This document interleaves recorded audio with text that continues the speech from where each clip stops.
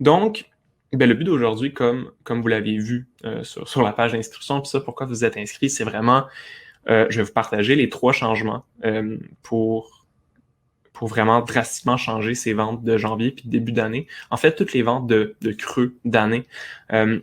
Puis avant de commencer par rapport à ça, je voulais juste faire une petite intro de pourquoi c'est ce sujet-là qui est abordé. Et puis, je voulais vous montrer cette recherche-là qui a été faite par Gallup. Puis, dans le fond, ça a été fait aux États-Unis. Ils ont téléphoné quotidiennement à des consommateurs. Puis, ils ont demandé, salut, c'est une étude, combien est-ce que vous avez dépensé hier? Puis, ils ont fait ça chaque jour pendant des années. Bref, ils ont suivi l'évolution de la consommation des gens au jour le jour. Donc, le graphique que vous voyez là, c'est l'évolution au fil des années de la consommation des gens jour après jour. Puis les chiffres que vous voyez sur le graphique, c'est la consommation en juin, donc au milieu de l'année à peu près. Ce sur quoi j'aimerais attirer votre attention, c'est là où j'ai encerclé en rouge chaque petit pic en bas. Comme vous voyez, dans chaque année, dans chaque période, là, je pense que je peux prendre un petit pointeur, dans chaque période, il y a toujours un pic plus bas. Puis si on regarde à quel moment de l'année correspond ce pic-là, c'est toujours constamment en début d'année. Chaque début d'année, année après année, la consommation diminue. Et même si on regarde dans des moments où c'était plus difficile économiquement, comme 2008-2009, on a malgré tout, en début d'année, toujours une diminution de la consommation. Puis c'est vraiment ce qu'on peut s'attendre aussi. Là, on voit 2014, 2015, 2016, 2017.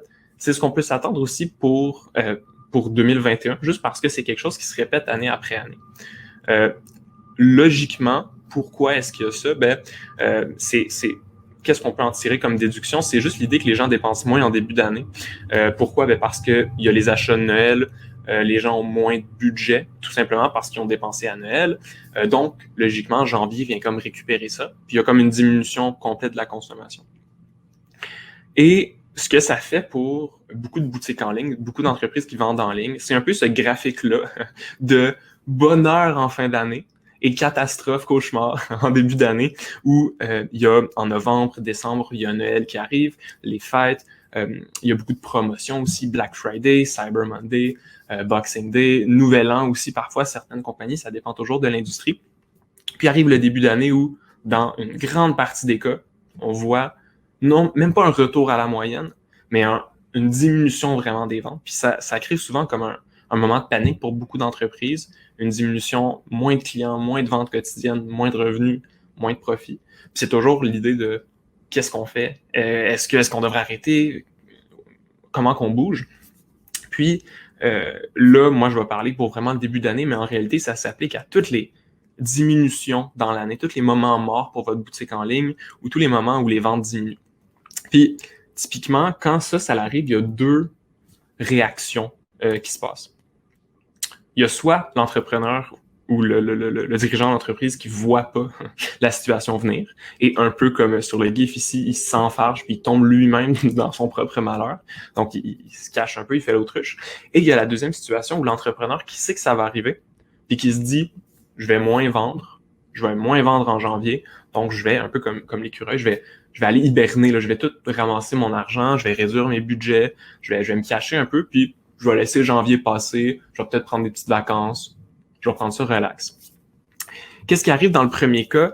C'est l'entrepreneur qui ne le voit pas venir, c'est toujours la personne qui va se dire « ça va revenir à la normale, c'est bientôt fini, c'est juste le début de janvier, dans une semaine, ça va aller mieux. » Puis ils vont vraiment rien changer dans leur marketing. Ils vont un peu avoir une vision tunnel, faire l'autruche, puis se retrouver 1 mois ou 2 plus tard en réalisant que janvier, ça a été un mois à perte ou ça a été un mois complètement catastrophique, tandis que possiblement d'autres compagnies ont fait beaucoup mieux puis qu'on les ont complètement dépassés.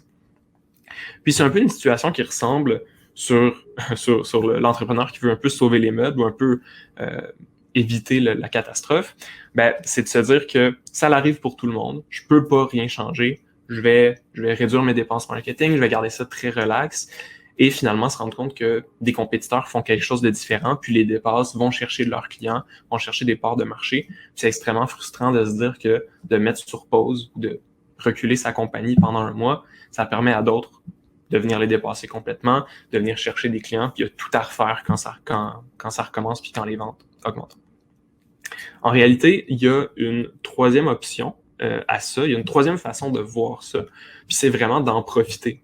comme le chat, peut-être en tapant moins vite au clavier, là, je vais vous l'avouer que c'est peut-être pas la bonne façon, mais il y a vraiment des changements à faire, puis il y a vraiment des choses qui sont possibles de faire pour faire en sorte que ces moments creux-là de votre entreprise, que ce soit janvier ou un autre moment, ben, que ce soit pas juste un moment creux, mais aussi un moment intéressant pour vous, puis que vous puissiez en profiter.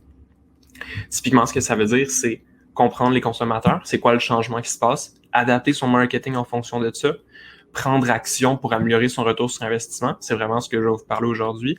Puis, finalement, qu'est-ce qui en découle? C'est acquérir plus de clients que prévu, dépasser ses compétiteurs, prendre des parts de marché et rester profitable. Parce qu'on s'entend qu'il n'y a pas de recette magique qui va nous permettre de dire qu'au lieu que janvier soit catastrophique, ça va juste être une croissance continue à l'infini. Personne ne peut promettre ça, voir ça. Ce serait un coup de chance, on serait très content.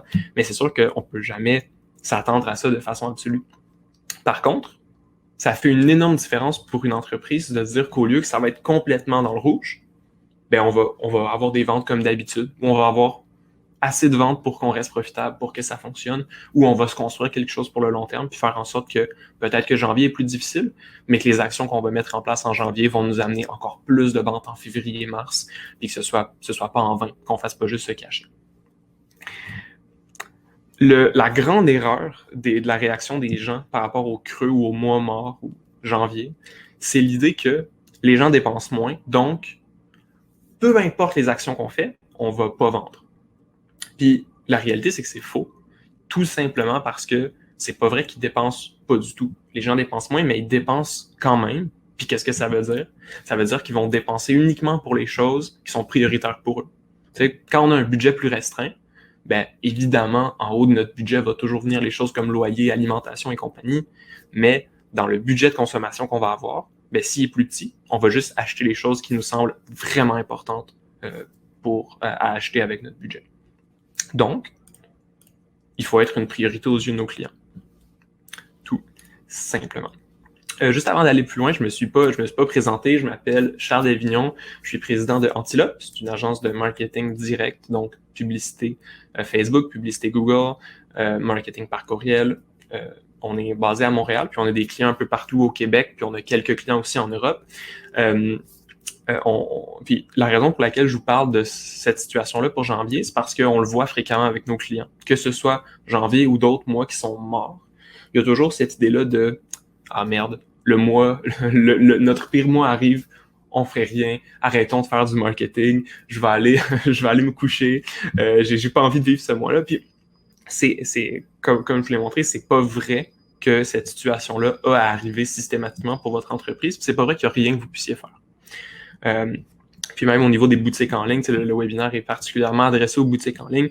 On travaille avec beaucoup de boutiques en ligne qu'on a vu s'adapter autant dans la crise de la COVID pour aller chercher plus de ventes, autant dans les mois comme ça qui sont plus morts. Donc, on en ressort vraiment une expérience poussée. Puis c'est vraiment ça que je vais vous partager aujourd'hui.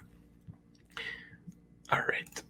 Donc, premier changement à mettre en place dans votre marketing, c'est le côté public froid, marché froid. On s'entend que pour acquérir des nouveaux clients, n'importe quelle boutique en ligne doit s'adresser à un public qui ne les connaît pas. On doit s'adresser à du nouveau marché. C'est totalement logique. On peut vendre à des gens qui nous connaissent déjà, mais il y a une limite à le faire. Quelqu'un qui achète avec nous déjà ne reviendra pas acheter 2 ou 3 fois plus dans la même semaine par magie. On s'entend. La croissance, puis les nouveaux revenus viennent de marché froid. Juste pour vous parler du changement à faire, je voulais introduire le concept que vous connaissez peut-être déjà, qui est les 5 niveaux de conscience, qui a été amené par Eugene Schwartz dans Breakthrough Advertising, un super livre qui date un peu. Mais en gros, c'est un peu le niveau de connaissance qu'un prospect ou un client a avec votre entreprise. Donc, au final, c'est assez simple. On a le niveau 1, qui est zéro conscient. C'est quelqu'un qui connaît rien de votre entreprise, rien de pourquoi il y aurait besoin de votre entreprise, rien de à quoi ça y servirait. C'est vraiment quelqu'un qui est loin, loin, loin d'acheter avec vous. Ensuite, il y a le niveau qui est conscient du problème. Donc, quelqu'un qui vit un problème, mais qui sait pas trop comment le régler, qui connaît pas non plus vos produits ou votre entreprise. Ensuite, il y a ceux qui sont conscients de la solution. Donc, ils ont un problème, puis ils comprennent qu'est-ce qui pourrait les aider à régler le problème. Ensuite, on a ceux qui sont conscients du produit. Donc, ils ont compris que la solution vient avec votre produit. Et il y a ceux qui sont totalement conscients. Donc, ils connaissent votre entreprise, ils connaissent ce que vous faites, les bénéfices que ça pourrait leur amener. Ils sont pratiquement prêts à acheter. C'est un concept qui est assez simple. Dans le fond, c'est juste de dire que les gens ont un peu un parcours à faire avant d'acheter, puis avant d'avoir besoin de vous. Puis c'est normal qu'il y ait des gens partout dans ce parcours-là. Et comme on le voit avec la pyramide, c'est logique. Il y a beaucoup plus de gens qui ne connaissent pas du tout ce que vous faites que de gens qui connaissent déjà et qui sont prêts à acheter. C'est pour ça que c'est un peu en entonnoir. C'est normal, c'est logique. Puis le but, c'est toujours d'amener les gens à être de plus en plus conscients pour aller chercher la vente. Donc, qu'ils comprennent bien qu'est-ce que c'est mon problème, comment l'entreprise vient y répondre, avec quel produit, qu'est-ce que ça va m'amener. OK, ça fait du sens, c'est crédible, j'achète. Donc, le changement à faire dans le marketing, c'est que typiquement, les publicités qui sont faites, puis c'est ce qu'on voit beaucoup partout, le marketing qui est fait, les publicités qui sont faites s'adressent très, très, très fréquemment à un public au niveau 4 et 5. Des gens qui sont déjà conscients de ce qu'ils ont besoin, des gens qui sont déjà conscients de l'entreprise. Concrètement, qu'est-ce que ça veut dire? Je vous ai mis un exemple de publicité qui pourrait s'adresser à ce public-là.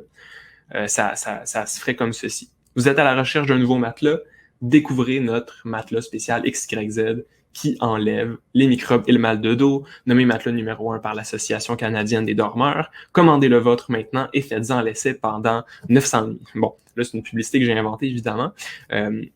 Mais c'est vraiment des publicités comme ça qu'on retrouve pour énormément de boutiques en ligne, énormément de gens qui essaient de vendre. C'est toujours l'idée de mettre de l'avant le produit en premier, mettre de l'avant directement de « vous cherchez un matelas, voici mon matelas ». Et ça s'adresse à des gens qui sont conscients du produit, qui cherchent déjà un matelas. Sauf que la réalité, c'est que on est capable d'aller chercher des gens qui sont beaucoup plus loin. Puis c'est vraiment ça le changement qu'il faut faire. Pour aller chercher plus de clients, il faut aller chercher une audience qui est beaucoup plus large, puis c'est du public de niveau 2 et 3, des gens qui sont conscients de leurs problèmes et ou conscients de la solution, mais qui ne connaissent pas encore la suite. Qu'est-ce que je veux dire par là? Une publicité la même publicité du matelas qui s'adapterait à un public niveau 2-3, ce serait « Sentez-vous des courbatures à votre réveil, des allergies qui augmentent, votre sommeil est-il aussi bon qu'avant? Il est temps de changer votre matelas. » Avec les années, votre matelas s'use et devient de moins en moins adapté à votre sommeil. Ça crée des problèmes physiques et respiratoires comme des maux de dos, des allergies, des engourdissements. Si vous dormez sur votre matelas depuis plus de 10 ans, il est grand temps de le changer. Découvrez notre matelas XYZ qui enlève les microbes, le mal de dos, nommé matelas numéro 1. Visitez notre site web pour découvrir comment XYZ améliore le sommeil et pour commander le vôtre. Qu'est-ce que c'est la différence même dans les deux textes publicitaires? C'est que ce texte-là s'adresse à des gens qui ne sont pas encore à la recherche d'un matelas, puis qui les fait progresser d'un niveau 2-3 à 4 à 5. Qu'est-ce que c'est l'avantage de shifter, de faire la transition de son marketing pour aller chercher des gens qui sont moins conscients de ce qu'on vend? Il y a énormément d'avantages. Premièrement, il y a beaucoup moins de compétition. Quand on parle de publicité et quand on parle de marketing, c'est toujours concentré sur du niveau 4, 5 ou 3. C'est toujours concentré sur des gens qui sont prêts à acheter, qui vont écrire dans Google « acheter matelas », qui vont écrire dans Google un service professionnel, qui vont écrire directement ce qu'ils ont besoin avec une intention d'acheter. Ça fait en sorte que toutes les entreprises se battent là. Toutes les entreprises mettent énormément de budget à ce niveau-là en se disant « je vais aller chercher des clients, ils sont prêts à acheter ». Qu'est-ce qui arrive en janvier? Le niveau, le nombre de personnes, le volume réduit. Il y a beaucoup moins de gens qui ont de budget, donc il y a moins de gens qui sont prêts à acheter. C'est logique. Mais, pardon, j'ai tapé le micro, j'espère que ça ne vous a pas réveillé. Le volume de personnes qui sont prêts à acheter diminue parce que le budget diminue, c'est logique. Sauf que toutes les entreprises se battent encore à la même place. Vous continuez à mettre du budget, ça fait juste diminuer les ventes. Tout le monde se bat. Puis au lieu de se battre pour 100 clients comme avant, ils se battent pour 50 clients, ils mettent encore plus d'argent. Puis c'est une compétition horrible qui fait en sorte que les coûts sont élevés, encore plus dans les moments creux pour votre entreprise. Donc, en allant chercher un public qui est un peu plus loin de l'achat, il y a beaucoup moins de compétition. Les gens investissent moins là, donc les coûts de pub sont moins chers. Deuxième chose, c'est que logiquement, c'est un entonnoir. Donc, quand on remonte dans l'entonnoir, notre bassin de clients potentiels est beaucoup plus grand. Il y a une limite de gens qui sont prêts à acheter leur matelas aujourd'hui puis qui recherchent un matelas, right? Par contre, ceux qui ont des maux de dos et qui pourraient avoir besoin de matelas, mais qui ne le savent pas encore, il y en a beaucoup plus, 10 fois plus, 50 fois plus, 100 fois plus, ça dépend de votre industrie. Puis, ça fait en sorte que, comme il y a beaucoup plus de gens là, beaucoup moins de compétition, ben votre coût d'acquisition, le budget que vous allez devoir mettre pour aller chercher un client va être vraiment plus bas. Donc, c'est super avantageux pour votre marketing. Au lieu de mettre 50 $ pour avoir un nouveau client, vous pourriez juste avoir à mettre 40, 30, 20. Ça dépend évidemment de vos résultats. Ensuite, finalement, il y a d'autres effets qui sont plus à long terme. Tout le côté positionner votre entreprise comme des experts. Au lieu juste d'être l'entreprise qui pousse ces matelas, et vous êtes l'entreprise aussi qui montre aux gens est-ce que vous en avez besoin ou pas de nos matelas. Évidemment, je dis matelas, mais c'est votre produit en particulier. Finalement, ben, comme vous allez chercher un bassin qui est beaucoup plus grand, ben, ça donne une visibilité qui est plus long terme pour votre entreprise parce que, logiquement, c'est pas tout le monde qui va sentir ses maux de dos avec son matelas et va se dire « je vais l'acheter maintenant ». Cela dit, il y en a beaucoup qui pourraient vous revenir dans 3 mois, 6 mois, 1 an, puis se dire « c'est vrai, cette compagnie-là m'avait dit qu'après 10 ans, mon matelas serait plus bon, je vais aller voir qu'est-ce qu'ils ont à m'offrir ». Le seul côté négatif, puis c'est pour ça aussi qu'il y a moins de compétition, c'est l'idée que la fenêtre d'achat est plus grande. Logiquement, c'est normal que quelqu'un qui n'a pas encore considéré l'achat d'un matelas prenne plus que quelques heures à décider d'acheter votre matelas ou votre produit. Donc, au lieu de prendre quelques jours pour acheter, ben, ça peut se transformer en quelques semaines, dépendamment de l'industrie. Est-ce qu'il y a des questions par rapport à ça avant que je passe au point 2? Donc, je regarde le chat.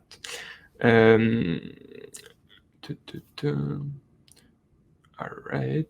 J'ai du mal à passer du matelas aux céramiques décoration. Ben, vois-tu, c'est assez similaire au final parce que je ne sais pas exactement comment tu vends les céramiques, si c'est à des décorateurs qui vont le poser ou si c'est directement au client. Je ne suis pas certain du modèle, mais ça reste que ça revient au même.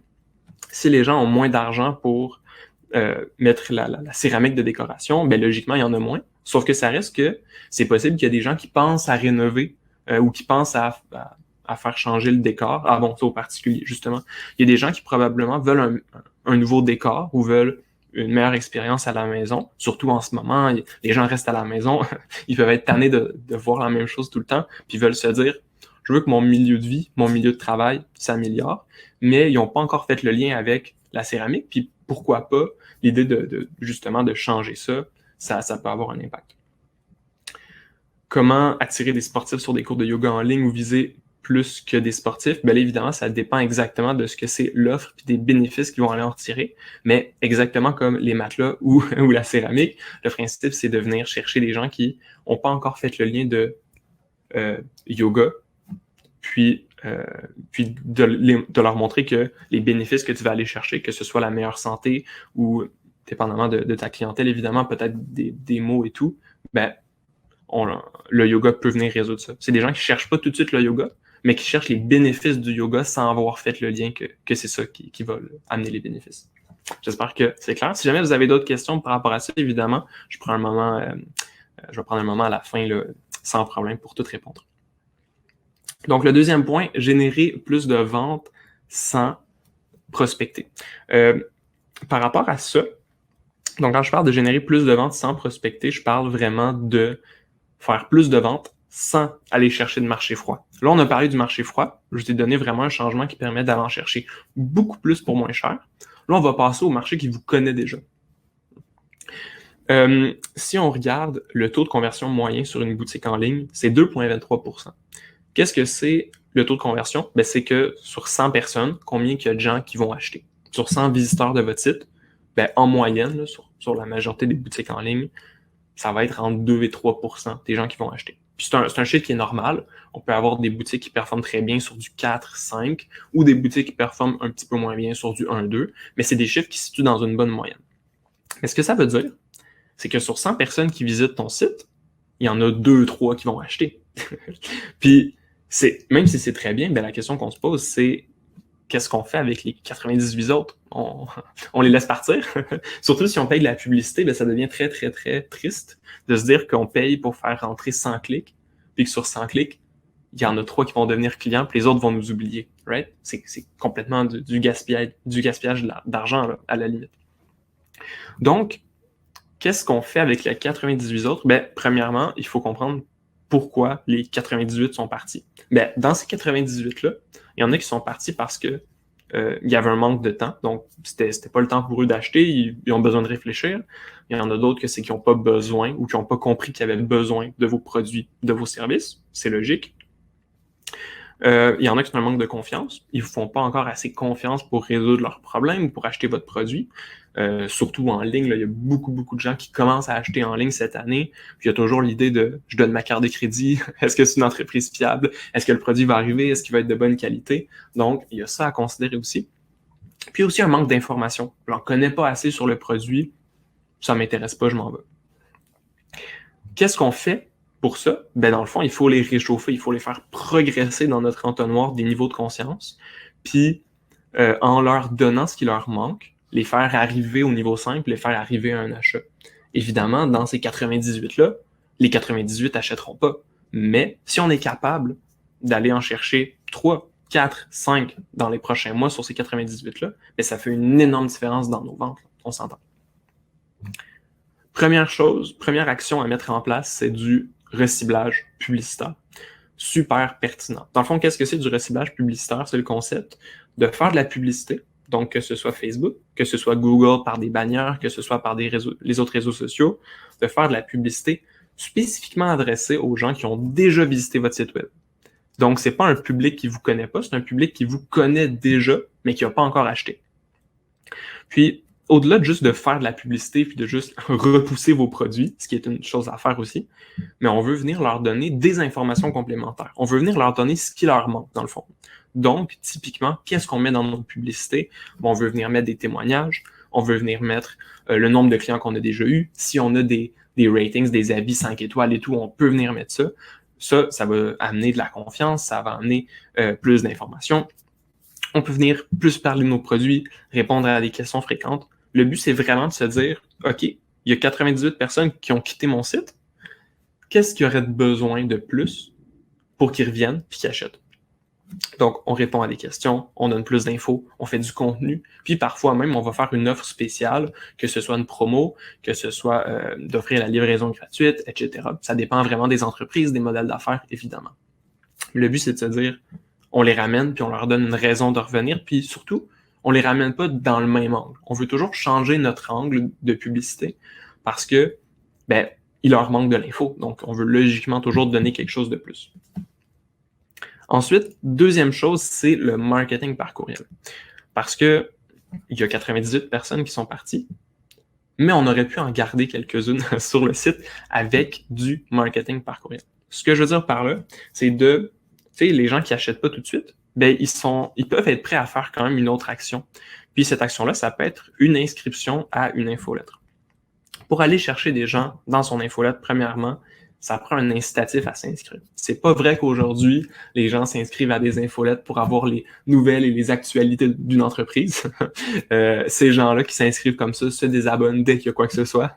C'est pas des gens très engagés. Puis c'est logique. On reçoit des centaines de courriels par jour. On n'a pas l'envie de suivre l'actualité puis les promotions des 27 000 entreprises qu'on côtoie chaque jour. Ça fait pas de sens. Donc, il faut donner un incitatif à s'inscrire. Puis cet incitatif-là, c'est un cadeau gratuit, un élément gratuit d'une incroyable valeur, quelque chose qui va vraiment plaire à vos clients, tellement qu'ils vont être prêts à échanger leur adresse courriel puis échanger leur attention des infolettres. Un exemple ici d'un de nos clients, c'est un guide sans récompense à moins de 5 $ pour les parents. Donc, c'est des produits qui sont adressés pour les parents, pour les enfants. Puis, la valeur qu'on vient leur donner, c'est check. Complètement gratuitement, je te donne sans idée de récompense. Les gens s'inscrivent, c'est super le fun pour eux. Ils adorent ça parce que c'est un peu ce qu'ils cherchent à tous les jours. Qu'est-ce que je vais donner comme récompense à mes enfants? Ben là, on te le donne tout cuit dans le bec, c'est génial. Ensuite, vient une séquence de marketing par courriel automatique. Le but de ça, c'est de se dire, OK, la personne s'inscrit pour un incitatif gratuit qu'on appelle un aimant ou un lead magnet. Puis après ça, on veut faire exactement ce que je vous ai parlé des étapes de faire progresser. On veut leur donner des choses de plus pour que les gens finissent par acheter ou se rendre compte que c'est pas pour eux. Donc, représenter des témoignages, reparler du produit, parler aussi de l'entreprise, connecter avec la personne, échanger des histoires, parler un peu plus des valeurs de l'entreprise. Le but, c'est de se dire, OK, la personne n'a pas acheté en venant sur mon site, mais elle s'est intéressée à mon cadeau gratuit. Donc, elle s'intéresse un minimum à mon entreprise, mais pas encore à mon produit. C'est quoi que j'y donne pour qu'elle se rende là? Donc, typiquement, ça va être plus d'infos sur les produits, répondre aux questions, parfois donner une offre spéciale, etc. Ça dépend toujours de l'industrie. Puis le but, c'est après ça de les ramener sur le site, puis que les personnes achètent ou, ça arrive, se rendent compte que c'est pas pour eux, puis se désabonnent. C'est normal. Typiquement, le retour sur investissement d'une stratégie de reciblage puis de marketing par courriel, si on regarde uniquement les dollars investis dans ça peut facilement se retrouver entre 500% et 2000% de retour sur investissement. Donc, chaque dollar investi en marketing par courriel de séquences comme ça ou en reciblage publicitaire, ça peut donner entre 5 et 20 dollars de vente facilement. Tout simplement, c'est très logique. C'est parce que c'est beaucoup plus facile de convaincre quelqu'un qui vous connaît déjà d'acheter que convaincre quelqu'un qui vous connaît pas du tout d'acheter avec vous.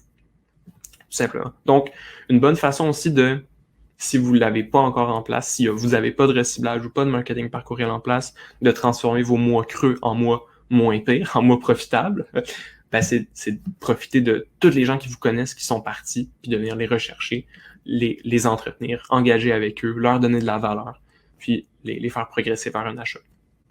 Tout simplement. Est-ce que vous avez des questions par rapport à ce point 2-là, le shift, le reciblage publicitaire? Je regarde ici, en combien de temps on obtient ce taux? Mon taux de conversion n'est pas bon, j'ai du trafic mais peu de ventes. Pareil, ça c'est un super bon point. La qualité du trafic, très très très important.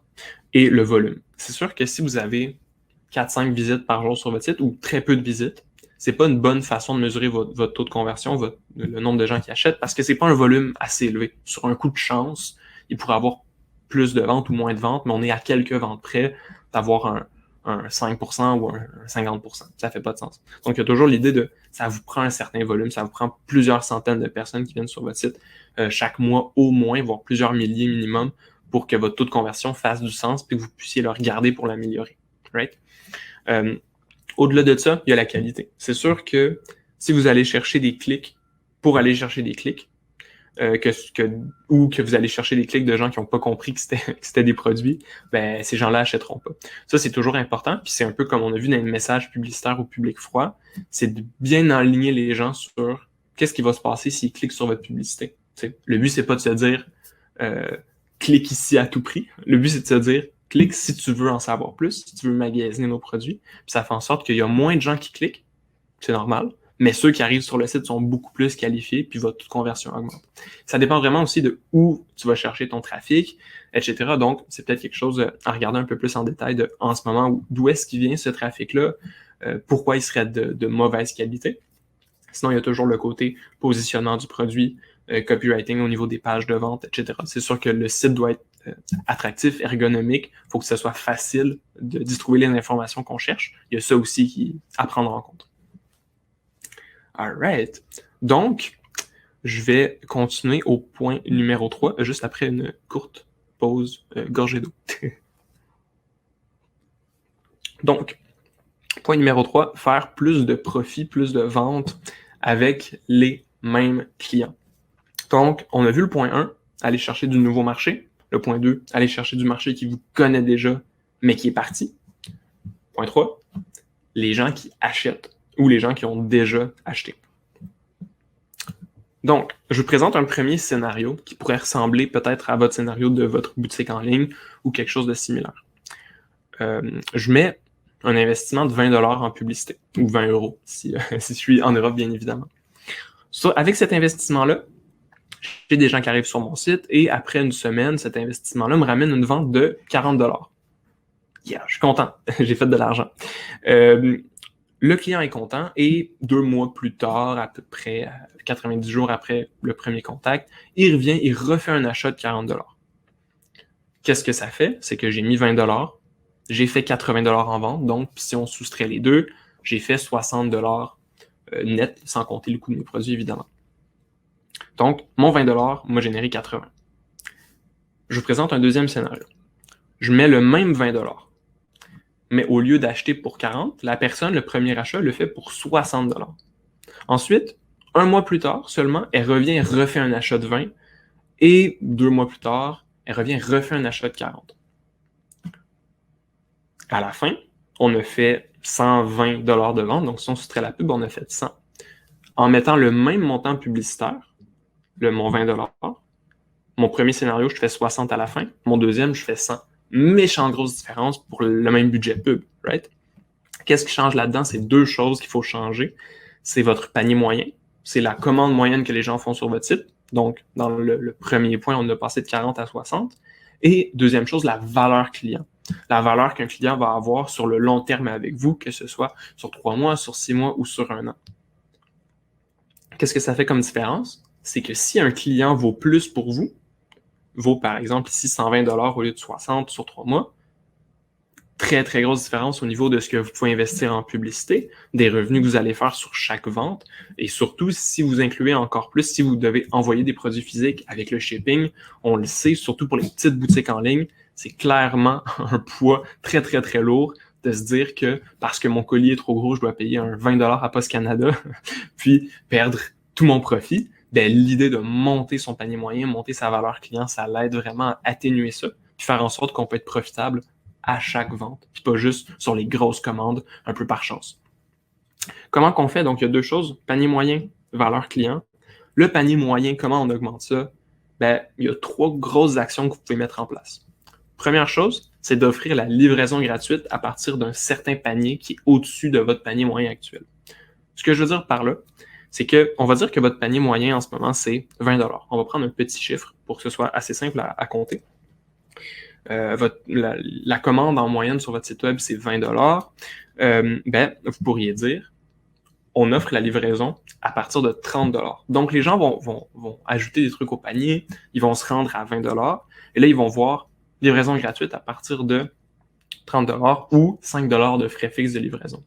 Ben, la réalité, c'est qu'en tant que consommateur, on aime beaucoup plus payer 10 $ de produits qu'on va recevoir que 5 $ de livraison qu'on va payer dans le vent puis qu'on va jamais profiter.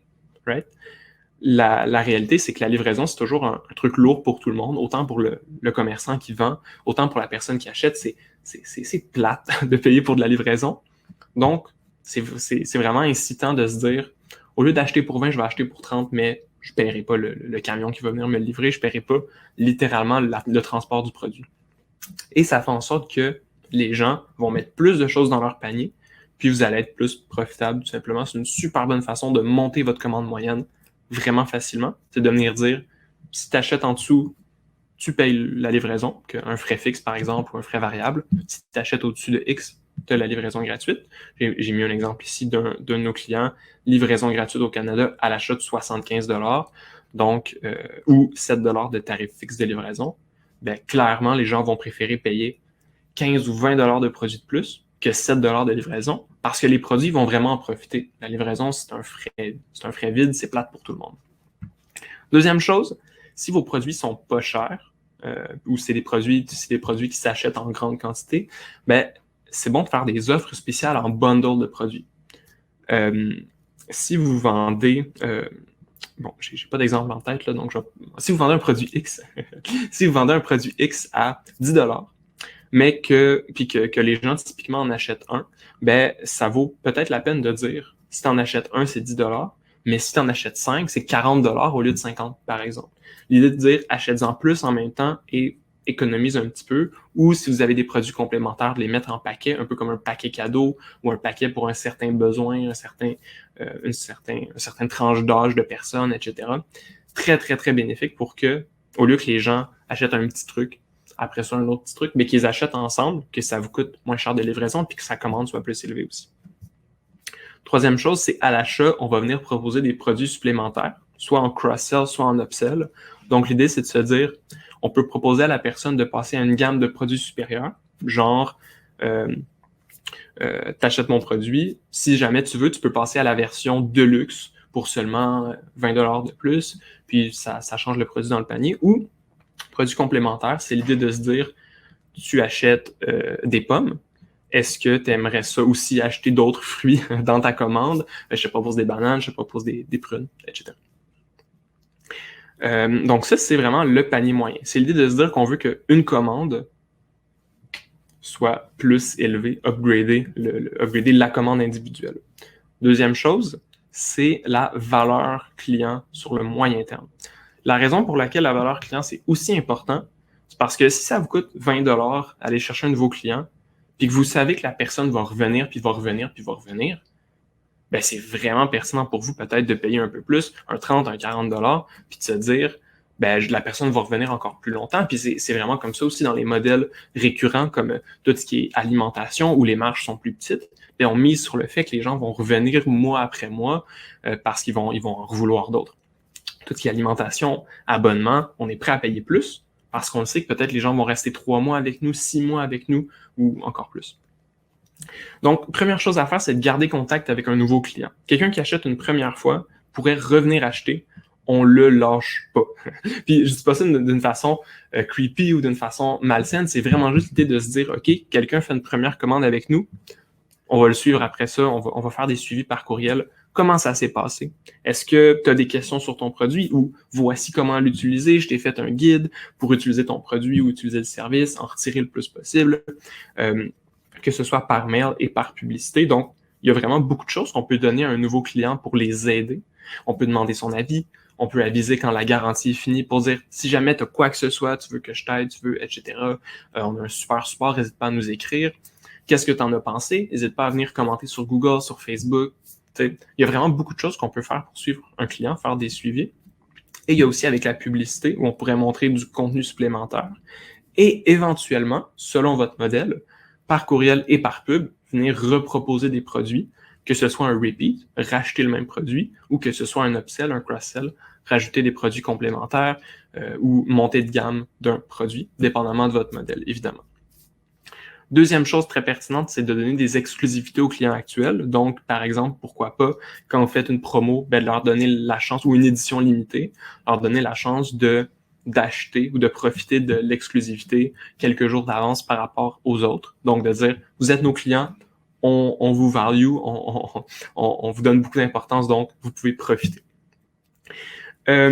Troisième chose, c'est de proposer, ça je l'ai déjà dit, proposer des produits complémentaires ou qui suivent, donc par courriel, par pub, on vient une fois que les gens ont reçu et ont utilisé leurs produits, on va revenir vers eux en disant est-ce que ça tente d'aller plus loin, est-ce que ça tente de faire différent, etc.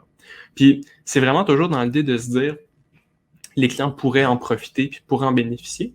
Puis encore une fois, c'est beaucoup plus facile de ramener un client qui est satisfait à racheter que de prendre quelqu'un qui ne vous connaît pas puis de le faire acheter. Donc, dans les mois creux, ces clients-là, ben, c'est des gens qui vous connaissent déjà, qui vous font déjà confiance, qui ont déjà bénéficié de votre produit. Évidemment, si votre produit est bon, qui est très important. Puis c'est comme ça que vous allez pouvoir aussi ramener des gens pour faire plus de ventes à partir de vos mêmes clients. Alright, donc on a vu les trois gros changements. Donc, public froid, vendre plus à profit à un public froid en changeant notre angle d'approche. Au lieu de vendre juste à ceux qui sont tout de suite prêts à acheter, bon, on va venir vendre à ceux qui ont compris qu'il y avait un problème, qui ont compris qu'il y avait peut-être une solution, mais qui ne connaissent pas trop encore le produit qui va régler ce problème-là. On a vu comment générer plus de ventes avec les personnes qui quittent votre site web, sans prospecter, sans aller chercher de nouveaux publics, faire plus de ventes là. Et finalement, faire plus de profit avec les mêmes clients, avec les mêmes commandes, de venir monter ça pour que notre retour sur investissement soit plus pertinent. Fait que j'espère vraiment qu'en regardant ça, vous en avez retiré énormément, puis que les points d'action, vous allez pouvoir les mettre en place de votre côté. Ça a vraiment un impact pour tous nos clients. Puis on voit que ça fait des énormes changements. C'est ce qui fait en sorte qu'un mois mort peut devenir un mois très correct ou que tout dans l'année, on peut aller chercher beaucoup plus de résultats, beaucoup plus de ventes. Si, en regardant ça, vous voyez un peu ça comme une montagne, puis vous voyez un peu ça comme énormément de trucs à faire, c'est vrai qu'il y en a beaucoup à changer, il y a beaucoup de choses à mettre en place. Ben, petite chose, si vous vous dites, damn, j'ai pas les connaissances pour ça, j'ai pas l'expertise pour ça, ben, de notre côté, on a mis en place une offre spéciale qui va probablement jamais arriver, que j'ai un peu parlé là, maintenant.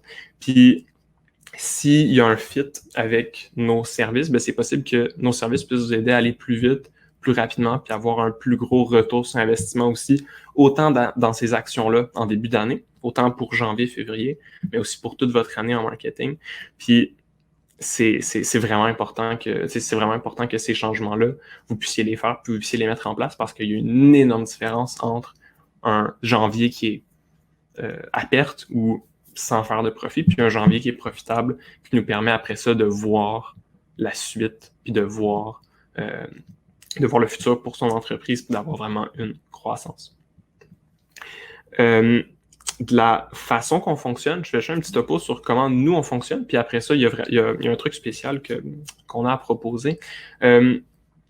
Premièrement, la façon qu'on fonctionne, c'est que s'il y a un fit avec nous, donc si ton entreprise vend déjà en ligne, que le marketing, vraiment, vous êtes prêt à investir aussi pour développer les ventes, oui, à court terme, mais aussi à moyen terme. On s'entend que du développement marketing, ça se fait pas pour avoir des ventes le lendemain ou la semaine prochaine. Ça se fait sur un moment, ça se fait en se planifiant. Mais la façon qu'on fonctionne, c'est qu'on a 2 grosses étapes. Premièrement, avec tous nos clients, on se pose puis on fait une analyse de leur marketing actuel, puis on crée une roadmap. Je vais y revenir tout de suite après. Une fois qu'on a cette roadmap-là, qu'on a ce plan-là de la suite, on vient mettre en place le plan, puis on fonctionne comme ça en continu avec un forfait mensuel avec nos clients. Au niveau de l'analyse, comment ça fonctionne? Ben, c'est qu'on va regarder hyper précisément le marketing actuel de l'entreprise. Tout ce qui est publicité, Facebook, Google, marketing par courriel, landing page, on va regarder en profondeur. Puis ce que je veux dire par là, c'est pas juste dire la page est pas bonne, la publicité marche pas. Non, c'est vraiment pas ça. On va vraiment plus loin que ça. On va spotter avec des captures d'écran tout ce qu'on recommande de changer, d'enlever. On vient donner toutes les structures de campagne de publicité qu'on vous recommande de mettre en place, tous les changements exacts à mettre, puis on va même jusqu'à proposer une routine d'optimisation. Donc, qu'est-ce que vous devez faire pour optimiser vos pubs, que ce soit Google ou Facebook, chaque jour, chaque semaine, chaque mois, pour que ça vous prenne le moins de temps possible, puis que ce soit avec le meilleur retour à la fin. Puis finalement, le roadmap, ben, c'est un plan détaillé de tout ce qu'on vous propose de mettre en place phase par phase pour faire croître votre entreprise selon vos objectifs. Puis, je pense que j'ai mis une petite capture d'écran de ce que représente l'analyse, là. C'est un document de 40 à 60 pages. On va vraiment en profondeur. On sort tout ce qui est spécifique. Puis là, j'ai mis la table des matières ici, là, grosso modo, pour vous faire une idée. On vient vraiment chercher toutes les challenges que vous avez en ce moment, toutes les questions que vous vous posez sur votre marketing, tous les blocages qu'il y a. Et on va regarder chaque section en profondeur. Donc, tout ce qui est publicité Facebook. Est-ce que votre tracking est bien mis en place? C'est quoi notre point de vue sur les résultats que vous avez en ce moment? Est-ce que vos campagnes respectent les bonnes pratiques de Facebook pour avoir les meilleurs résultats? Ces changements-là qu'on peut venir regarder puis vous proposer, c'est le genre de trucs qui, chez nos clients, on a vu, pouvaient facilement augmenter de 20, 30, 40 ou même doubler les résultats sans qu'ils touchent au budget. C'est des changements qu'ils ont fait dans leur campagne qui, une fois sont en place, ça prend, on va dire, quelques minutes, 1 heure, 2 heures à mettre en place. Une fois que c'est fait, leurs résultats sont meilleurs puis ils n'ont pas changé leur budget. On va faire la même chose avec la publicité Google. Il y a aussi les routines d'optimisation, exactement les actions qu'on vous recommande de faire chaque jour. Pareil pour les landing pages. Qu'est-ce que vous avez dans vos pages qui nuisent aux ventes ou qui facilitent les ventes? Qu'est-ce qu'on vous propose de rajouter? Pareil pour les mails, les séquences mails. On va vraiment regarder tout ça en profondeur. Puis on vous propose aussi des étapes. Donc, il y a plein de choses à changer. Qu'est-ce que vous devriez faire étape par étape pour améliorer vos résultats, aller chercher plus de ventes puis atteindre vos objectifs? Puis on regarde sur, dans le fond, c'est littéralement les étapes qu'on vous propose sur les 3 à 6 prochains mois spécifiquement. Typiquement, cette analyse-là, ce roadmap-là, c'est 2000 $. C'est une analyse hyper en profondeur. On travaille super fort pour ça. On se rencontre. On creuse vraiment votre entreprise. On va regarder tout ce qui est là, puis on vous revient avec tout ça. Puis, Là, ce qu'on s'est dit, c'est, check, janvier arrive, ça va être un gros moment pour beaucoup d'entreprises. De notre côté aussi, on veut partager notre expertise beaucoup plus. Puis, ce qu'on a décidé de faire, c'est de se dire que là, on va préparer plein d'analyses comme ça, plein de roadmaps pour beaucoup d'entreprises. On va faire ça fin décembre, début janvier pour planifier plein d'années. Puis, pour ça, ben, on va faire un prix spécial, puis on va faire nos analyses, seulement évidemment pour les gens qui ont un fit avec ce qu'on peut leur amener, puis faire une promotion à 900$ si on regarde ça ensemble ce mois-ci. Puis quand je parle de on fait les analyses seulement pour les entreprises qui peuvent vraiment en profiter, je dirais que c'est vraiment le truc le plus important pour nous. Tu sais, un webinaire, c'est gratuit.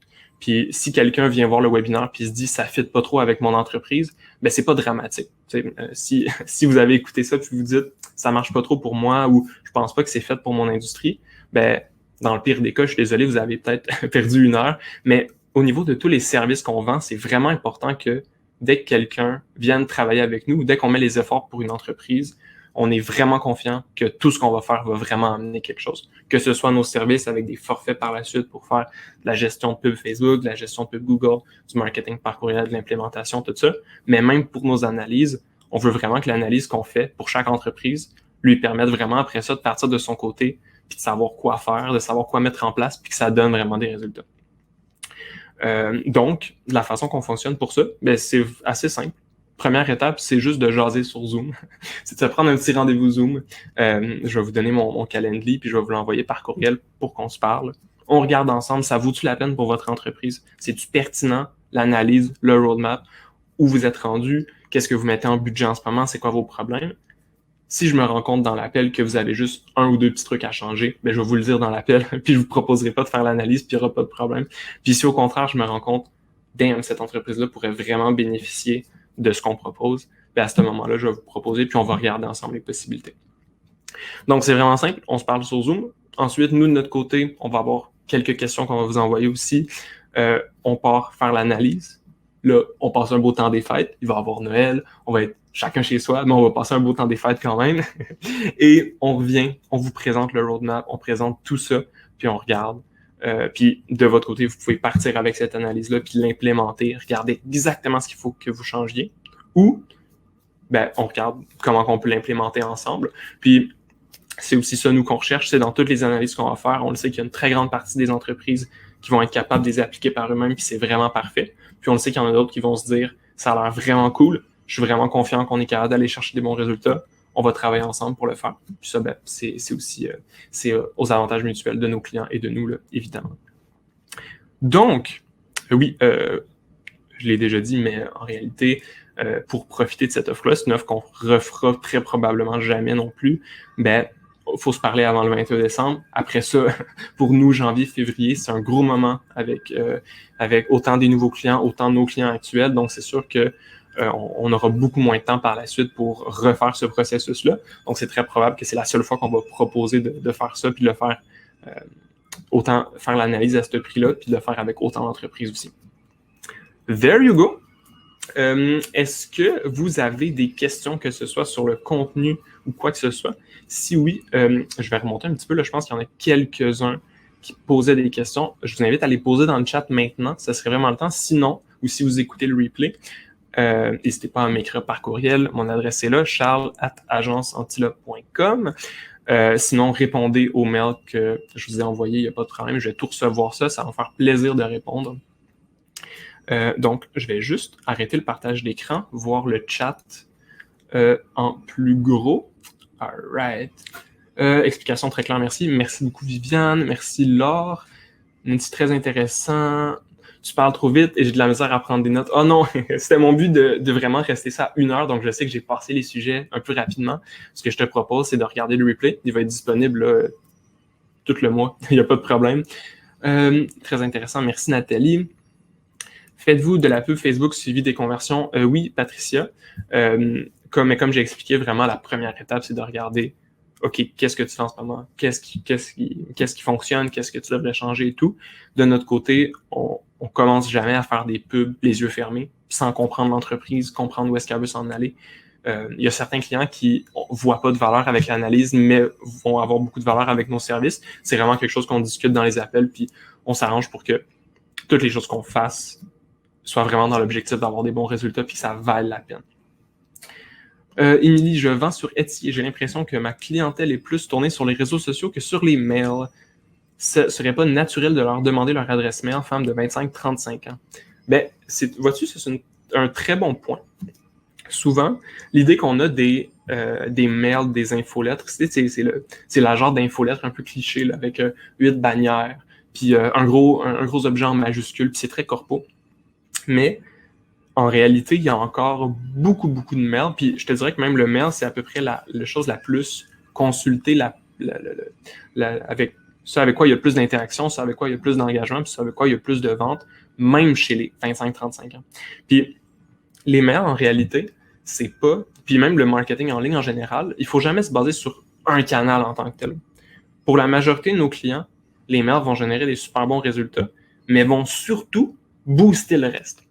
Parce que, imagine, tu t'intéresses à un produit ou tu en as déjà acheté un, puis là, tu vas recevoir un mail, tu vas le regarder brièvement, là, un email d'entreprise, c'est un moment dans sa journée, tu le regardes un peu, hey, c'est une drôle d'histoire, la proprio m'a raconté comment ça se fait qu'elle a trouvé l'idée de son produit, c'était funny, ok, archivé. Puis après ça, ben, tu vas revoir une publicité. Puis après ça, tu vas revoir quelque chose d'autre. Puis ça va vraiment contribuer à l'écosystème, puis ça va améliorer les ventes partout.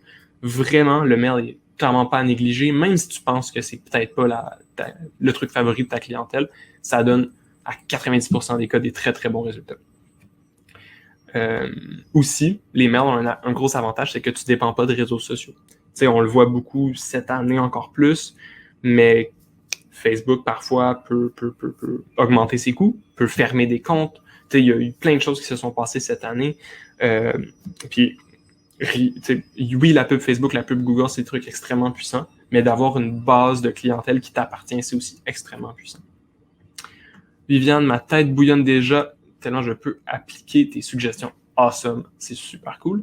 J'ai rafraîchi, ça coupe tout le temps, je resterai en replay. Désolé Nathalie, bon replay. Est-ce que ça se peut qu'on n'ait pas de vente parce que notre produit n'est pas bon ou ces stratégies fonctionnent pour n'importe quel produit? Bon, c'est sûr qu'un produit pas bon, ça va pas se vendre, peu importe ce qu'on fait autour. Fait que tu peux avoir le meilleur marketing, les meilleurs vendeurs, le plus beau magasin, mais si ton produit résout pas un problème ou vient pas amener un vrai bénéfice aux gens, puis, très important aussi que les gens comprennent ce bénéfice-là. Donc, non seulement ton produit fait vraiment un impact dans la vie des gens, mais les gens le voient, cet impact-là, puis sont capables de s'identifier à ça. Ben, si ça, c'est pas en place, peu importe ce que tu fais, ça marchera pas. Puis, ce qui est puissant aussi avec la publicité, c'est que ça va t'aider à le révéler plus vite. Si tu fais de la publicité Facebook d'un mauvais produit, puis j'assume pas que ton produit est mauvais, mais je parle de façon générale. Si tu fais de la publicité Facebook d'un mauvais produit, ben ça va juste te dire plus vite que c'est un mauvais produit parce que ça ne vendra pas, peu importe ce que tu fais. Puis c'est sûr que, d'ailleurs, c'est pour ça quand on fait l'analyse, quand on travaille avec nos clients, on regarde vraiment sur l'idée de il faut qu'il y ait déjà un product market fit, il faut qu'il y ait déjà une preuve de marché que ça vende, parce que ça ne vaut pas la peine de se mettre à investir des milliers, de 10 000, 15 000, 20 000 $ dans de la pub, dans des stratégies, dans une agence, pour un produit qu'on n'est pas encore sûr s'il y a un fit avec le client.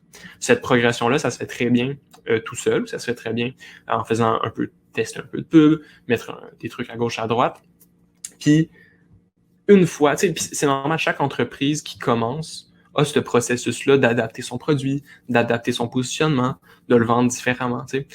Au début, peut-être que tu pourrais vendre ton produit en pensant que les gens bénéficient d'une façon, puis en réalité, tu te rends compte que ta clientèle te dit « Hey, j'aime vraiment ça parce que j'en retire telle affaire, puis tu n'y avais pas pensé. » Il y a cette évolution-là, puis c'est tout à fait normal. Toutes les entreprises passent par là, mais à ce moment-là, ça ne vaut pas la peine tout de suite de mettre un gros budget, puis de se mettre à mettre argent, temps, énergie là-dedans. On est beaucoup plus dans l'idée de prouver son concept puis de développer ça. Pensez-vous qu'on peut quand même se démarquer sur Facebook sans pouvoir y faire de publicité? Dans mon domaine, c'est très complexe. Très bonne question. Évidemment, ça dépend du domaine. Mais c'est certain que les réseaux sociaux sont très puissants même quand on ne fait pas de publicité. Puis c'est sûr que si Facebook n'autorise pas ton domaine, dépendamment de ce que c'est évidemment, ce serait peut-être bon de regarder d'autres canaux pour pouvoir avoir une acquisition, comme par exemple Google, à tester. Merci Lucie.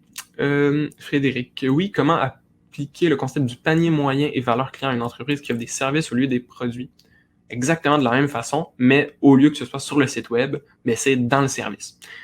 Par exemple, concrètement, ben, je vais prendre notre exemple, ben, quelqu'un qui vient nous voir en disant « J'aimerais ça faire de la pub Facebook », ben, nous, de notre côté, on va regarder puis on va se dire « Ça vaut-tu la peine aussi de faire du marketing par courriel, faire de la pub Google? » C'est sûr que si on se rend compte que oui, ce serait bon de faire de la pub Facebook, mais rajouter du marketing par courriel augmenterait encore plus notre retour sur investissement, bon, on va en parler avec le client puis on va le proposer.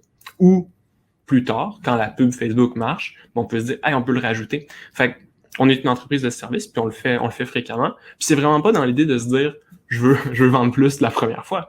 C'est l'idée de se dire, ben, ça pourrait vraiment te bénéficier, puis ça pourrait vraiment faire une différence dans tes résultats ou dans tes bénéfices. Fait que ça serait de voir comment tu peux intégrer ça. Des fois, c'est des services complémentaires.